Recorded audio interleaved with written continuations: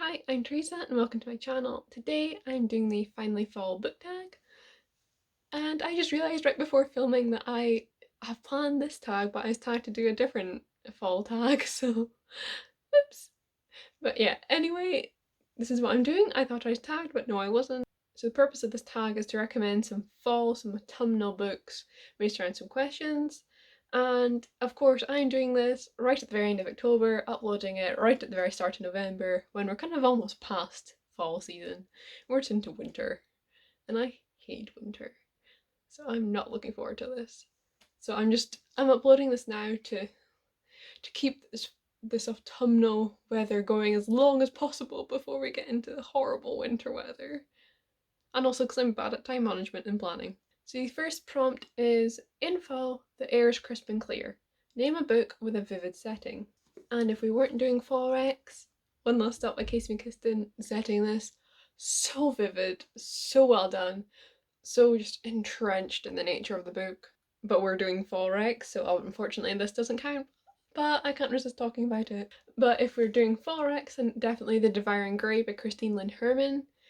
The setting, the atmosphere of this book, it's so vivid, and it's honestly one of my favourite parts of the book. This takes place in this small town, in this really small town, and it's surrounded by these big woods, and it's very spooky, mysterious, and you've got some mystery on the go, you've got some magic on the go, you've got these four kids who are all descendants of the town founders narrating, and you're uncovering these mysteries and discovering their powers. All of the founders' kids have powers, and some of them know about it, but one of your main characters doesn't. She's just moved, her family's just moved back to the town.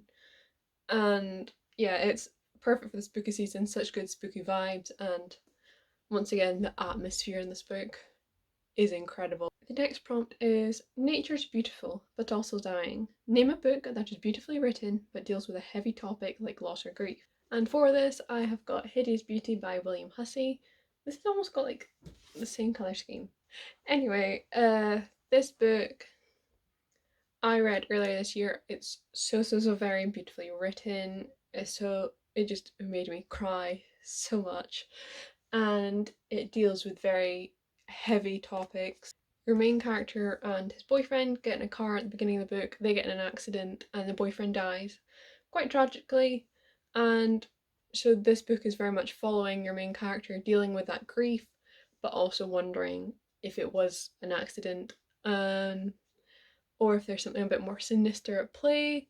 There's some mystery elements, and this book is so heartbreaking, but so good.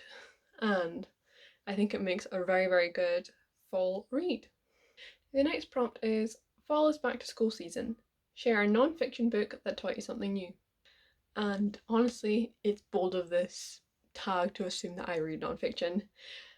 I would like to, and since discovering audiobooks is something I very much would like to start doing, but right now, no, because I spend all week studying and reading stuff for uni, and when I pick up a book, I just want fiction so much. So yeah, if you want non-fiction, you can look at my textbooks, or or there's one book of myths and legends from around the world that I had when I was younger. I don't know where it is now, but and I don't remember anything from it, but non-fiction. The fourth prompt is, in order to keep warm, it's good to spend some time with the people we love. Name a fictional family, household, or friend group that you'd like to be a part of. And how could I not choose the Scapegracers for this option? And also just show off the cover since my book finally arrived. So this is another one I think is absolutely perfect for the spooky season.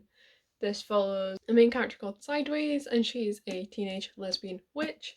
And the popular girls at school, this three girls, they hire her to perform a magic event at their Halloween party, and she does, and some weird shit happens, and she ends up becoming part of their friend group.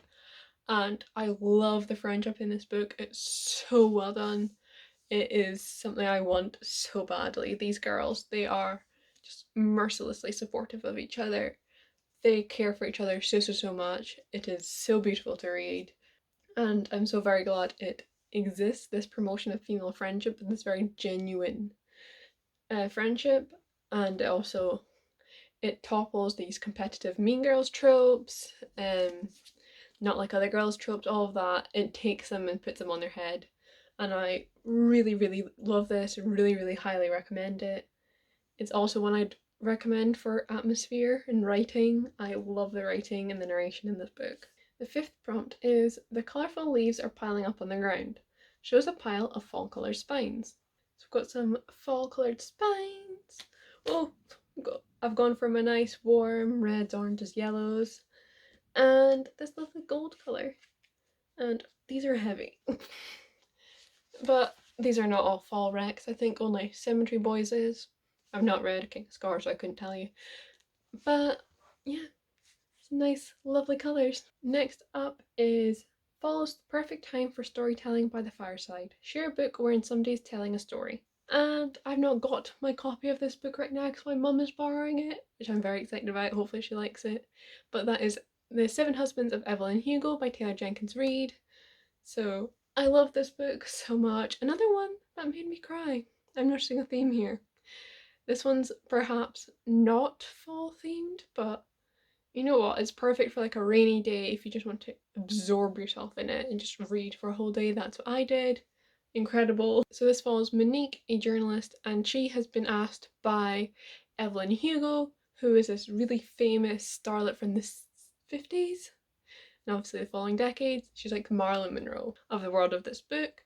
And Evelyn has asked her to write her life story. Evelyn has always been very private and she's never told the full story, but now that she's quite old, she wants to just give the full, unfiltered, honest truth and the story between why she has or has had 7 husbands.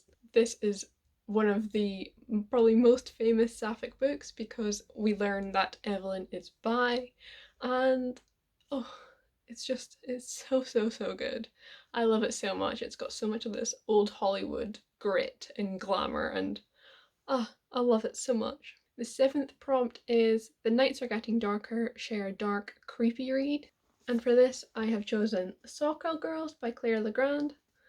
I'm actually planning on reading this weekend. I'm filming this on Friday the 30th, hoping to upload it on Monday.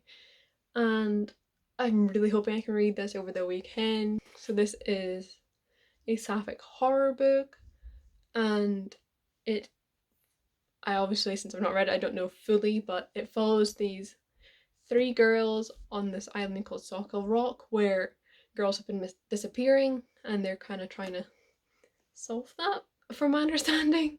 But yeah, I'm very excited to read this. I'm hoping it's one I can just start and get sucked in and read all day and almost in one sitting. I'm really hoping. And I'm just very excited to finally read some sapphic horror because for some reason we have heaps and I'm nae complaining. Next we've got The Days Are Getting Colder. Name a short, heartwarming read that could warm up somebody's cold and rainy day. So for this prompt I've chosen Cemetery Boys by Aidan Thomas. I read this recently. In fact, my most recent video is a vlog of me reading this, and if you've seen that, you know that I just could not put it down. It was so good. It's quite a short book. It's like 340 pages and so good. It's very heartwarming, very positive, I found, and just perfect for this prompt. So this follows a main character called Yadriel, who is a trans boy. He is part of this community of Bruje, which is like, they don't like the word witch, but that's the literal translation in English. It is the men, they guide spirits, the women can heal, and Yadriel is trans and he's determined to prove that he's a brujo and has these powers, and so he summons a ghost. And unfortunately he summons the wrong ghost and we end up with Julian. He just very, very recently died and they're trying to figure out how he died. He was like the bad boy of Yadriel's school. And oh, it's so good. You've got some romance, you've got some mystery, you've got so much family, this massive Latina community. You know, got discussions of racism, colonization, things like that, and it's a lot wrapped up in one little book, but done so well. And even though these heavier topics are very much explored, the book still remains very light-hearted. and it is set in the lead up to Dia de los Muertos, and honestly just perfect for this time of year. The ninth prompt is fall returns every year. Name an old favourite that you'd like to return to soon. And like, this is gonna be controversial, okay? Because most of my favourites are ones I've read very recently because my taste has changed so much. But I've been really craving Sarah J Maas for some reason. I was the hugest Sarah J Maas fan. I Not to be one of those people, but I read it before it was big. I started reading it before Queen of Shadows was out, before Court of Mist and Fury was out. I was the OG Feyre and Rhysand shipper, okay? No one else shipped them because Court of Mist and Fury wasn't out. Anyway, I've been really just craving how much I loved these books and how excited I always was for new releases, and it's kind of got me wanting to reread them. But instead, I'm thinking I might finally read Crescent City, House of Earth and Blood, which came out this year, and I'm hoping it's just, addictive and all consuming, and just I miss I miss that so much. So I'm really hoping that's what that will be. Hoping to read that in the next couple of months. We'll see. I've just realised how fucking huge it is. Oh my god. The last prompt is follows the perfect time for cozy reading nights. Share your favourite cozy reading accessories. Listen, I'm not the kind of person that has reading accessories or aesthetic for reading. I have my bed or like a blanket, something cozy and comfy. And occasionally I will put on my fairy lights. You can actually see in my reading vlog I've just posted, I put them up, put them on. It's a fun time. But yeah, that's it for this video. I hope you've enjoyed, got some nice fall recommendations, and I will see you with another video soon.